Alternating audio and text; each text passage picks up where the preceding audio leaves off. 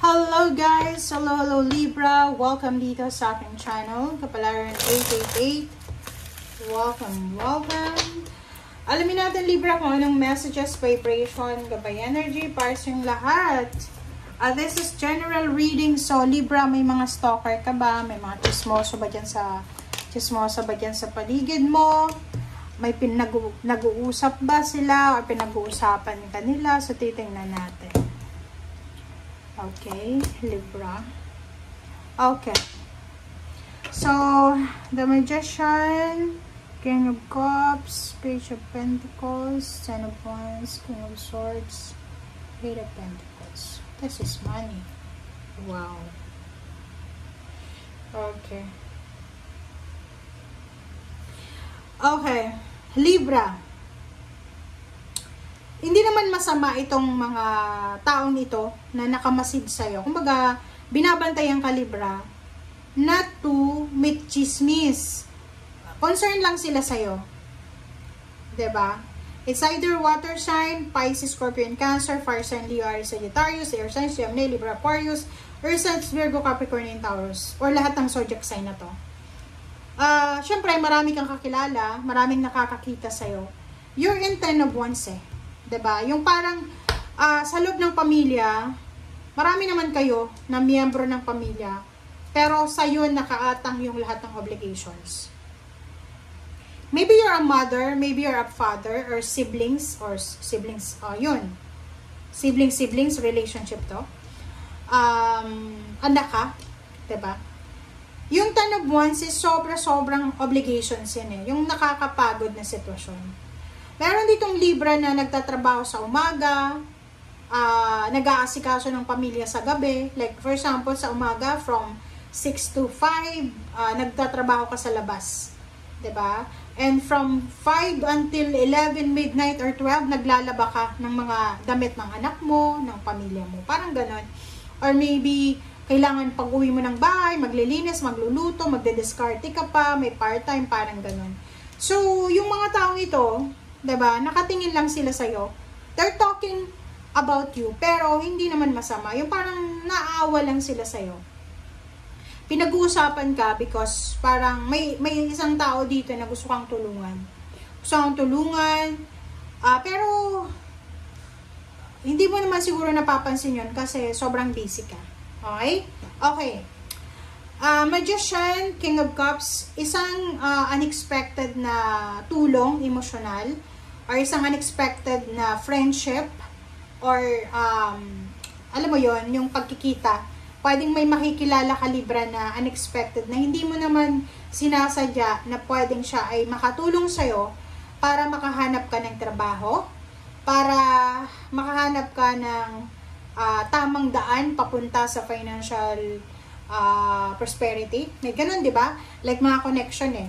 Pag nakakuha tayo ng connection ng mentor na alam natin na marami siyang alam about business, about work or companies, mabilis yung progress natin, di ba? So, sinasabi ng barahan na expect the unexpected. Okay? Expect the unexpected kasi may paparating sa'yo. It's either friendship, it's either kamag-anak mo siya, natutulungan ka, or is either someone siya na willing kang, kumbaga, i-recommenda. Okay? King of Swords and Eight of Pentacles, sinasabi ng barahan na yung pagiging masipag mo, yung pagiging madiskarte mo sa buhay, yan yung hinahangaan ng mga taong nakatingin sa'yo. Hindi naman masama yung mga taong yan na nasa harap mo. Hindi sila masama. Kumbaga, nakatingin sila, they are proud of you. Kahit hindi mo naman sila kakilala. Like, halimbawa, sa tindahan, di ba, pag, halimbawa, papunta ka ng trabaho, nakatingin sa'yo, sasabihin, ito si Libra, maaga siyang pumapasok, late nang uuwi, tapos mayroon pang part-time, parang gano'n. So, medyo concern lang yung taong yun. Dito sinasabi ng baraha sa'yo na, yun na nga, may possible na new job offer, new source of income. Pwedeng business ito.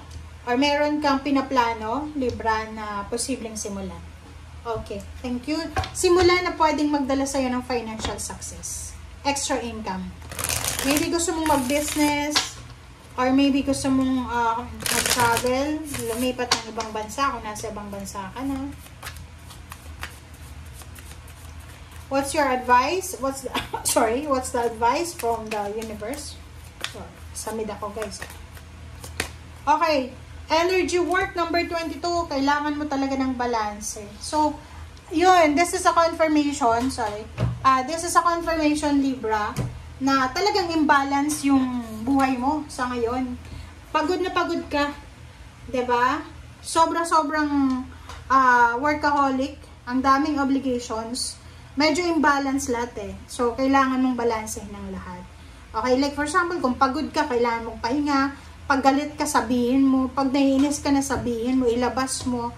'Di ba? Basta, kailangan mo yung chakra mo na balansehin. Okay, confirm nga natin to. Libra.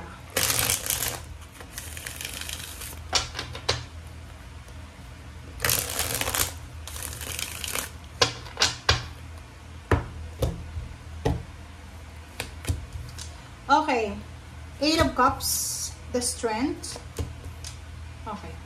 So, yung The Magician, sinasabi ng barahan na, yun na nga, sabi ko sa'yo kanina, unexpected encounter, unexpected na travel, unexpected na recommendation sa job, isang unexpected na paghahanap buhay, paghahanap ng trabaho, this is searching for empowerment to diba? So, makakatagpo ka ng mga unexpected na tao na pwedeng makatulong sa'yo para mahanap mo yung success, yung prosperity na abundance. King of Cups, Strength. Kung sino man to na makikilala mo, lalo na tutulungan ka niya emotionally para makarecover ka sa kung ano man na emotional problems, sinasabi ng barahan na to na you're lucky kasi pumasok yung taong to sa buhay mo. Matutulungan ka niya para maging strong, maging courageous, maging ready sa lahat ng hamon ng buhay. And Page of Pentacles, Queen of Swords, sinasabi ng barahan sa'yo dito na Libra, understandable, naiintindihan natin kung bakit ka sobrang workaholic, kung bakit sobrang mong pinapasan lahat ng obligation ng family, sa trabaho, or negosyo. It's because gusto mo ng freedom. Gusto mo ng independence Gusto mo ng financial independence. Yung parang, like kung nakaranas ka ng financial problems, ayaw mo nang bumalik doon. And you learn your lessons na pag maging masipag ka, maraming swerte yung papasok sa'yo. Pero pag tamad ka, maraming kamalasan yung darating sa'yo. Parang you learn your lesson from your family. Kasi pwedeng napapaligiran ka ng mga kapamilya na tamad. So, ayaw mong matulad sa kanila yung buhay mo. Ten of Wands, the Lover. So, pwedeng isa sa mga posibleng problema mo, pabigat sa buhay mo ay relationship. Pwedeng asawa, boyfriend, girlfriend, or kung sino man tong pabigat, maybe unemployed siya, ikaw lang yung nagtatrabaho, and binibigyan ka pa niya ng problema emosyonal. King of Swords, sinasabi ng baraha dito na straightforward yung purpose mo. Kumbaga, alam mo kung ano yung rason kung bakit ka nagsasacrifice, kung bakit ka gumagawa ng ganito. Kasi gusto mong ibigay sa pamilya mo kung ano yung pangangailangan nila. And gusto mong magkaroon ng masayang pamilya. Kumbaga, yung direction mo sa ngayon, ang nakikita ko dito, Libra, I hope na nasa below 25 years old ka. Kasi, etong motivation na to na nakikita natin, kung bata ka pa, nasa below 25-30, pag ginamit mo tong motivation na to, sobrang yayaman ka. Pero kung nasa 50 plus ka na, 60, tapos ngayon ka palang na-motivate na magnegosyo, ang kalaban mo na dyan is sakit ng katawan, kalaban mo na dyan is minsan sasakit yung ulo mo, health na yung kalaban mo dyan, kasi medyo may edad ka na. Pero kung bata ka pa, take charge of the situation. Parang,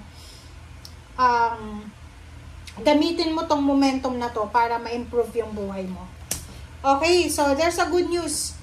There's incoming news about money, about new job, new career, new source of income.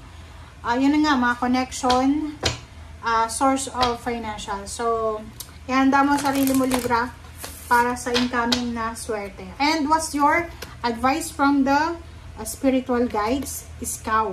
Give what unconditional love. Ito na yung ginagawa mo eh. Ano pa ba ang ibibigay mo, 'di ba? So, as a cow ka eh, 'di ba?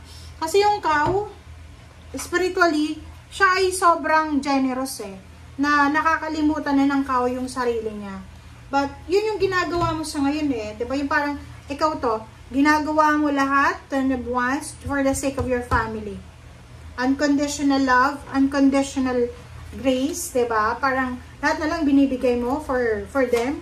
And, yun, napakaswerte ng mga taong malapit sa'yo, lalo ng pamilya mo, kung may asawa ka, boyfriend, girlfriend, parents, siblings. Napakaswerte. Okay, thank you guys. Bye!